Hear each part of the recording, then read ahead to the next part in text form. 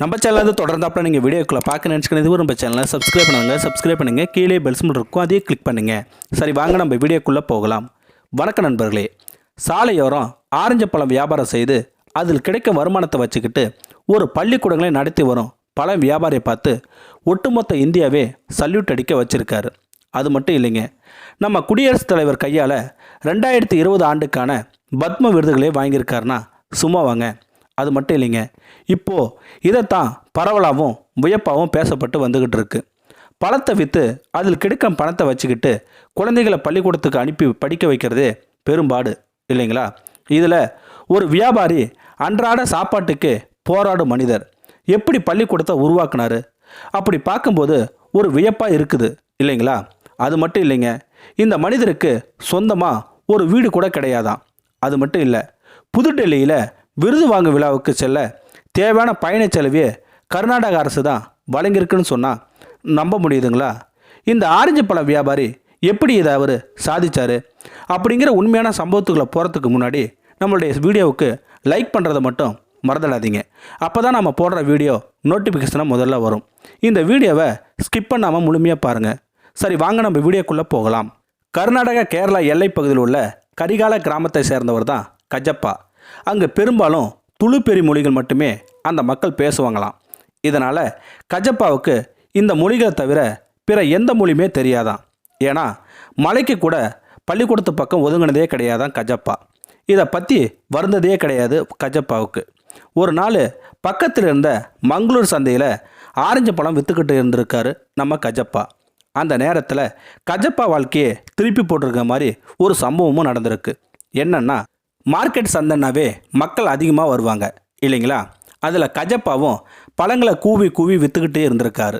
அந்த நேரத்தில் திருமணம் ஆன இளஞ்சோடிகள் மார்க்கெட்டுக்கு காய்கறி பழங்களை வாங்கிட்டு ஊருக்கு போகலான்னு நினச்சிருக்காங்க. அந்த நேரத்தில் ஆரஞ்சு பழம் விற்கும் கஜப்பா கிட்ட வந்து ஆரஞ்சு பழம் வாங்கிக்கிட்டு அந்த இளந்தம்பதிகள் ஒரு துண்டு சீட்டை காமிச்சு ஒரு விலாசத்தை கேட்டிருக்காங்க. ஆனால் கஜப்பாவுக்கு ஒரு நிமிஷம் ஆடி போயிட்டாரு. ஏன்னா அந்த துண்டு காகிதத்தில் கன்னட மொழியில் எழுதியிருந்திருக்கு. கஜப்பாவுக்கு கன்னடம் தெரியாதனால அந்த இளந்தம்பதிகளுக்கு வழி சொல்லவே முடியல. இதனால் கஜப்பா மனசு ரீதியாக ரொம்ப கஷ்டப்பட்டார். கஜப்பா நம்ம படிக்காதனால தான் ஒரு சின்ன விலாசத்தை கூட அந்த தம்பதிகளுக்கு சொல்ல முடியல. இனி தன்னால் முடிஞ்ச பள்ளி செல்லும் குழந்தைகளுக்கு கல்வியின் கதவை திறந்து வைக்கும் மின்னல் கீற்று கஜப்பா மனசுக்குள்ளே அந்த நொடியில் வந்து போயிருக்கு. இதனால் வழக்கமாக அவர் வேலை செய்யும் துவகா ஜம் மஸ்தி கமிட்டி உறுப்பினர்கிட்ட இன்றைக்கி மார்க்கெட்டில் நடந்த சம்பவத்தை பற்றி சொன்னது இல்லாமல் தனது ஆசைகளையும் கஜப்பா நண்பர்கள்கிட்ட சொல்லியிருக்காரு. உடனே கஜப்பாவுக்கு பச்சை கொடி காட்டிய முஸ்லீம் சகோதரர்கள் அவங்களால முடிஞ்ச நிதி உதவியை கொடுத்துருக்காங்க. இதனால் கஜப்பா சிறுக சிறுக சேர்த்து வச்சுருந்த பணத்தை வச்சு 1999 புதுப்படுப்பு பகுதியில் 40 சதுர அடிக்கு நிலம் வாங்கியிருக்காரு கஜப்பா. மேலும் சிலரின் உதவியால் 1 ஏக்கர் நிலத்தை அதே பகுதியில் வாங்கியிருக்காரு கஜப்பா. ஒரு வருஷம் ஃபுல்லாக அரசாங்கத்தின் அத்தனை கதவுகளையுமே தட்டியிருக்காரு கஜப்பா. பிறகுதான் கர்நாடக அரசு பள்ளி கல்வித்துறையின் ஒப்புதல் கொடுத்துருக்காங்க. இருந்தாலும் ஒரு சில அலுவலகத்தில் அடியெடுத்து வைக்கும்போது தான் உண்மையான உலகத்தை புரிஞ்சிக்க ஆரம்பிச்சிருக்காரு கஜப்பா.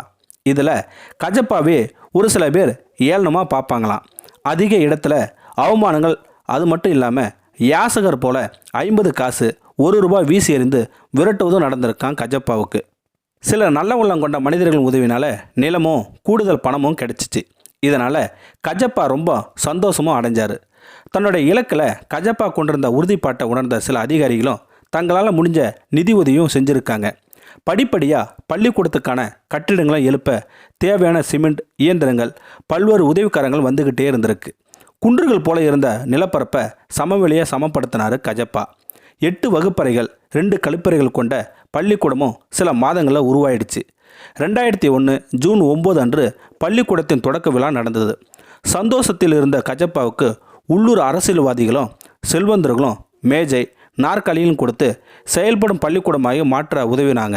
கஜப்பா நாணய மிகுந்தவராக அறியப்பட்டதால் பள்ளி வளர்ச்சி மற்றும் கண்காணிப்பு குழு துணைத் தலைவராக நியமிக்கப்பட்டு பள்ளி வளர்ச்சிக்கான தேவையான நிதிமுறைகளை வழங்கப்பட்டது. தன்னுடைய பள்ளிக்கு 4 கணினிகளை வாங்கி கொடுத்துருக்காரு கஜப்பா.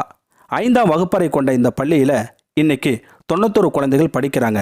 இருந்தாலும் 10வது வரை கொண்ட பள்ளியாக கட்டினால் தனது கனவு அடுத்த கட்டத்துக்கு நகருமே என்று தோன்றியது கஜப்பாவுக்கு. இப்போது கஜப்பாவை அறியாத கல்வி அதிகாரிகளே இல்லை. உடனடியாக மேல்நிலைப் பள்ளிகள் ஒப்புதலும் கிடைச்சது. 2003 மீண்டும் ஆரஞ்சு பழம் விற்று சொற்ப பணத்தை சேமிக்க வைக்க தொடங்கினார் கஜப்பா. 7 ஆண்டு காலமும் பணத்தையும் கொடை வள்ளல்கள் உதவினால் 2010 மேல்நிலைப் பள்ளிகள் கட்டிட வேலையும் தொடங்கினார் கஜப்பா.